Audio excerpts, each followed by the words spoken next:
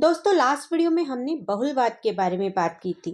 बहुलवाद को अच्छे से समझने के बाद और अब हम बात करेंगे कि बहुलवाद की उत्पत्ति के क्या कारण हैं और उसकी क्या क्या विशेषताएं हैं। तो देखो, 20वीं शताब्दी के स्टार्टिंग में जो नई एक विचारधारा पनपी थी, उसने सालों से चली आ रही राज्य की सार्वभौमिकता के विचार को बहुत गहरा आघात पहुंचाया और उसे तहस नहस कर डाला। राज्य की संप्रभुता को अमान्य ठहराने वाली जो विचारधारा है वो है बहुलवाद। यही वजह थी कि बहुलवाद का जो उदय हुआ वो संप्रभुता की अद्वैतवादी धारणा के विरुद्ध हुआ। तो चलिए अब ज्यादा देर न करते हुए बात करते हैं कि बहुलवाद की उत्पत्ति के कारण क्या थे। तो सबसे पहला कारण है हीगलवादी राज्य के विरुद्ध प्रतिक्रिया। दोस्तों, बहुलवादी की विचारधारा के उदय में हीगल के विचारों ने बहुत बड़ा सहयोग दिया, क्योंकि देखो ये जो विचारधारा थी ना, ये हीगल और उग्र राष्ट्रीयता के सिद्धांतों से राज्य को प्राप्त होने वाली जो असाधारण शक्ति थी उसके विरुद्ध होने वाली प्रतिक्रिया थी।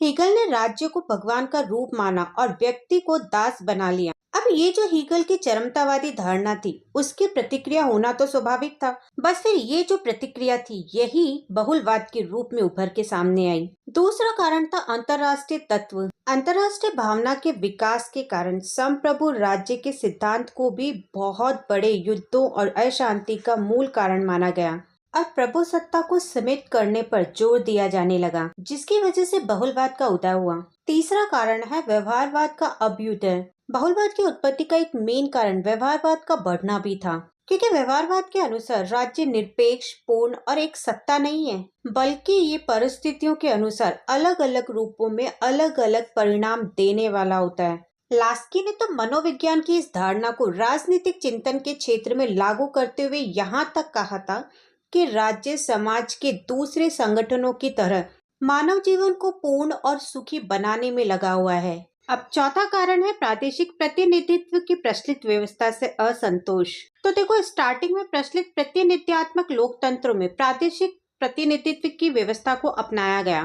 तो यहाँ पर प्रतिनिधित्वात्मक का मतलब है किसी प्रतिनिधि या प्रतिनिधित्व से जुड़ा। तो यहाँ हम ये कह सकते हैं कि प्रतिनिधि का मतलब किसी दूसरे की ओर से काम करने वाला व्यक्ति होता है, मतलब एक ऐसा व्यक्ति जो किसी और की तरफ से काम करने के लिए नियुक्त किया गया हो। और प्रतिनिधित्वात्मक लोकतंत्र लोकतंत्र का एक अप्रत्यक्ष रूप होता है, मतलब एक ऐसा लोकतंत्र जिसमें जनता अपने आप शक्ति का इस्तेमाल नहीं करती, बल्कि अपने पक्ष में शासन करने वाले लोगों को चुनती है। तो कहने का मतलब ये है कि लोकतंत्र में प्रादेशिक प्रतिनिधित्व की व्यवस्था को अपनाया तो गया, लेकिन जल्दी ही इस व्यवस्था से असंतोष उत्पन्न हो गया और इसी वजह से गिल्ड समाजवादियों और संघवादी विचारकों ने व्यवसायिक या कार्यात्मक प्रतिनिधित्व की मांग की। व्यवसायिक प्रतिनिधित्व के समर्थक कॉल जैसे विचारकों ने बहुलवाद के पोषण में एक अच्छी खासी सहायता भी दी। अब पांचवा कारण है गिरियक और मैटलैंड आदि का प्रभाव। बहुलतावाद के विकास में गिरियक और मैटलैंड के व्यक्तिगत विचारों ने इस बात पर बहुत ज्यादा बल दिया कि मध्य युग में सामाजिक व्यवस्था में प्रभु सत्ता एक स्थान पर केंद्रित नहीं थी, क्योंकि इस व्यवस्था में आर्थिक संघों का एक प्रमुख स्थान था। इसलिए इन विचारकों ने मध्य युगीन संघ व्यवस्था की फिर से मांग की और राजनीतिक एकलवाद का विरोध करके बहुलतावादी समाज की स्थापना पर जोर दिया।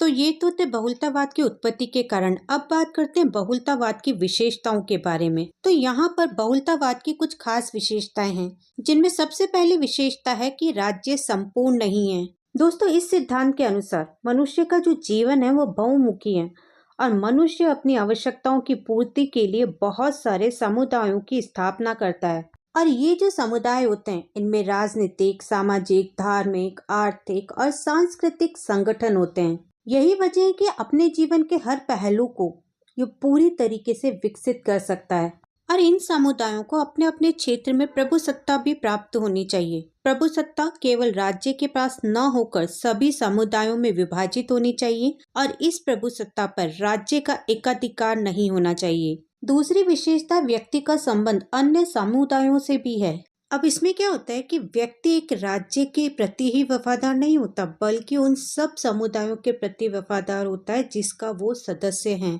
ये तो आपने भी देखा होगा कि ज्यादातर व्यक्ति अपने धार्मिक और आर्थिक समुदायों के प्रति इतने ज्यादा वफादार होते हैं कि वो राज्य का भी विरोध करने के लिए तैयार हो जाते हैं। इसलिए ये माना जाता है कि राज्य अकेले व्यक्ति की वफादारी का अधिकारी नहीं है और न ही अकेले इसी के पास प्रभु सत्ता होनी चाहिए।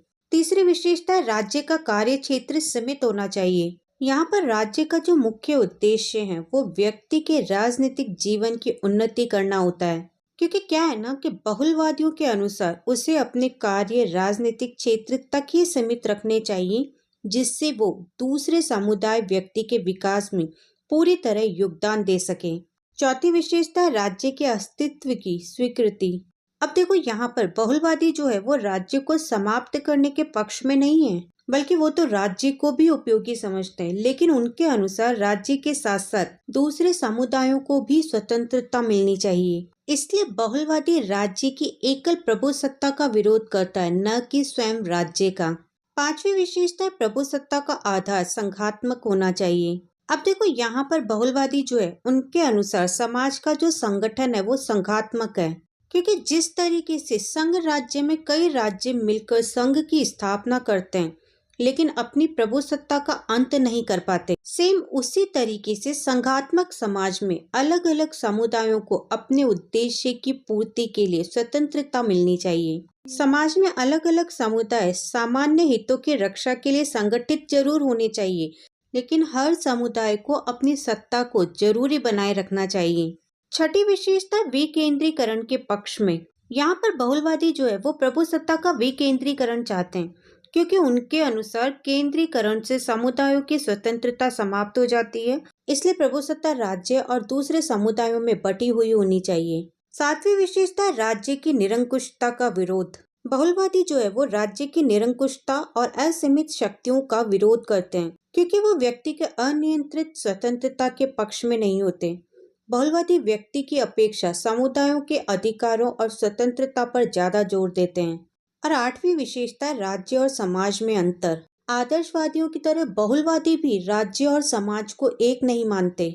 यहाँ पर बहुलवादियों का ये मानना है कि फांसीवादियों का ये कथन बहुत गलत है कि सभी कुछ राज्य के अंदर है, राज्य के बाहर और राज्य के विरुद्ध कुछ नहीं। बहुलवादियों के अनुसार राज्य समाज का वो अंग है जो उद्देश्य और कार्य क्षेत्र की दृष्टि से समाज का सहभागी नहीं हो सकता।